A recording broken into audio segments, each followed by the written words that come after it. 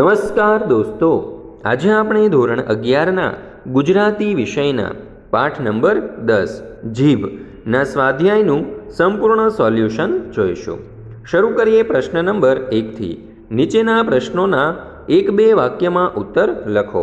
પહેલો સવાલ, જીભ દ્વારા કયા 2 મોટા કાર્યો થાય છે? ઉત્તર, જીભ દ્વારા બોલવાનું અને સ્વાદ ચાખવાનું આ 2 મોટા કાર્યો થાય છે. બીજો સવાલ, કેવી જીભ પાંડુ રોગની સૂચક છે? ઉત્તર, ફિક્કી, સફેદ, નરમ, પહોળી ને અસ્થિર જીભ પાંડુ રોગની સૂચક છે. ત્રીજો સવાલ, કોઈ માણસ નશો કરતો હશે તેમ શા પરથી કહી શકાય? ઉત્તર, મુખ બહાર કાઢતા જેની જીભ સ્થિર રહી ન શકે તે માણસ નશો કરતો હશે એમ કહી શકાય. ત્યાર પછી જોઈએ પ્રશ્ન નંબર 2. નીચેના પ્રશ્નોના 2-3 વાક્યમાં ઉત્તર લખો. પહેલો સવાલ, લેખકે સર્વ ઇન્દ્રિયોમાં જીભનું સ્થાન વિશિષ્ટ શાથી ગણાવ્યું છે? ઉત્તર, સર્વ ઇન્દ્રિયોમાં જીભનું સ્થાન વિશિષ્ટ છે. એના સમર્થનમાં લેખક જણાવે છે કે કાન, હાથ, પગ આદિ 2 ઇન્દ્રિયો છે, પરંતુ તે એક જ કાર્ય કરે છે. કાન સાંભળવાનું, 2 નસકોરા શ્વાસ લેવાનું, પગ ચાલવાનું અને આંખ જોવાનું કામ કરે છે. જ્યારે જીભ એક છે છતાં તે બોલવાનું અને સ્વાદ ચાખવાનું એમ 2 કાર્ય કરે છે. ત્યાર પછી જોઈએ બીજો સવાલ, જીભ ઉપર મનુષ્યની સત્તા છે તેમ શા પરથી કહી શકાય? ઉત્તર, ઘણી ખરી ઇન્દ્રિયો પર આપણો કાબૂ નથી. આપણી ઈચ્છાનું હોય તો પણ કોઈ ગાળ આપે અને તે સાંભળવી ન ગમે તો પણ આપણા કાન એને આપણા મગજ સુધી પહોંચાડે છે. આપણી આંખ પણ કેટલુંય ન જોવાનું અનેક વાર જુએ છે. માથું ફાડી નાખે એવી દુર્ગંધ પણ નાક મગજ સુધી પહોંચાડે છે. પરંતુ જીભની ઈચ્છા હોય તો જ બોલવાનું કે સ્વાદ ચાખવાનું શક્ય બને છે, અન્યથા નહીં. આ પરથી કહી શકાય કે જીભ ઉપર મનુષ્યની સત્તા છે. ત્યાર પછી જોઈએ ત્રીજો સવાલ, લેખક જીભને જ્ઞાનેન્દ્રિય તથા કર્મેન્દ્રિય સાથે શા માટે સરખાવે છે? ઉત્તર, લેખક જીભને જ્ઞાનેન્દ્રિય તથા કર્મેન્દ્રિય સાથે સરખાવે છે કારણ કે રસાસ્વાદનો અધિકાર કેવળ જીભને જ મળ્યો છે. એના વડે જ સ્વાદનું જ્ઞાન થાય છે, માટે જીભને જ્ઞાનેન્દ્રિય કહે છે. બોલવાનું કાર્ય પણ જીભ જ કરે છે, એટલે એને કર્મેન્દ્રિય પણ કહે છે. ત્યાર પછી જોઈએ ચોથો સવાલ, લેખકને ઉચ્ચ શાસ્ત્રનો વિષમ કોયડો કયો લાગે છે અને શા માટે?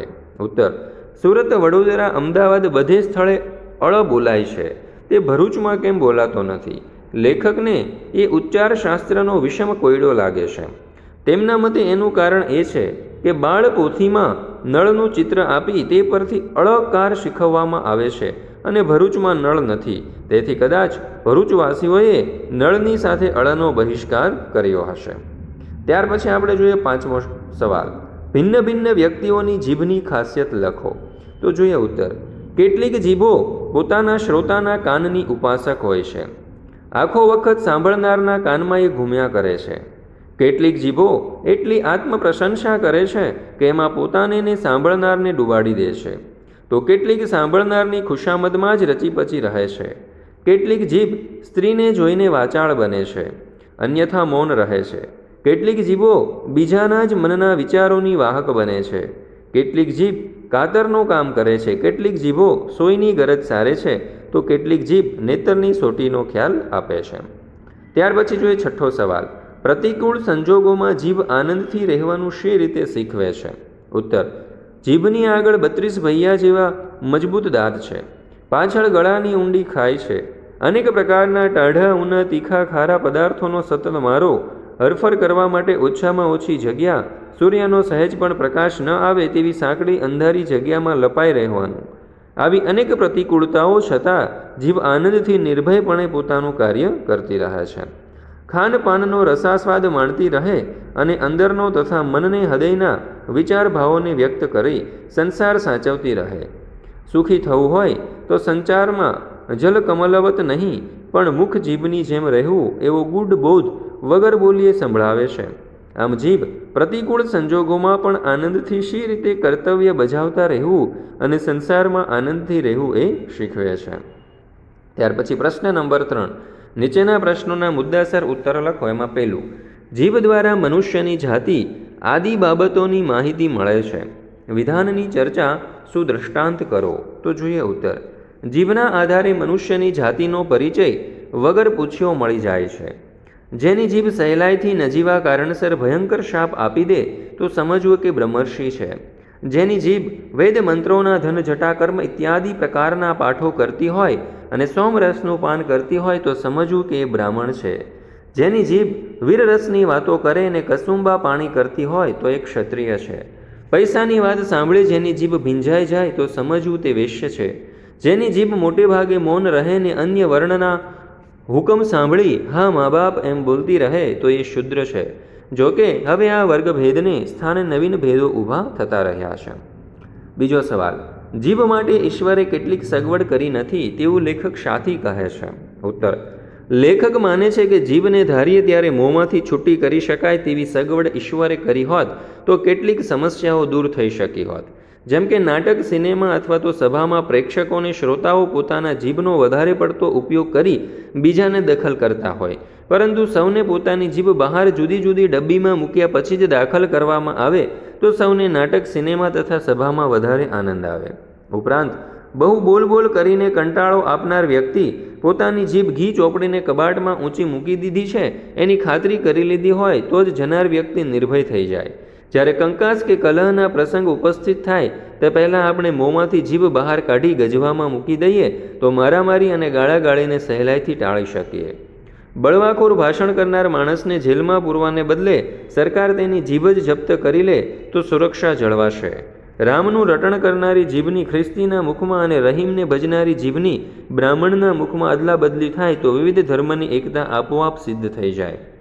ત્યાર પછી જોઈએ ત્રીજું, જીભ વિશેના લેખકના વિચારો તમારા શબ્દમાં લખો. જોઈએ ઉત્તર, જીભ નિબંધમાં લેખકે મનુષ્યની સર્વે ઇન્દ્રિયોમાં જીભની વિશેષતા દર્શાવી છે. દરેક ઇન્દ્રિય બબ્બે હોવા છતાં એક જ કાર્ય કરે છે, પરંતુ જીભ એક છે છતાં પણ બે કાર્ય કરે છે.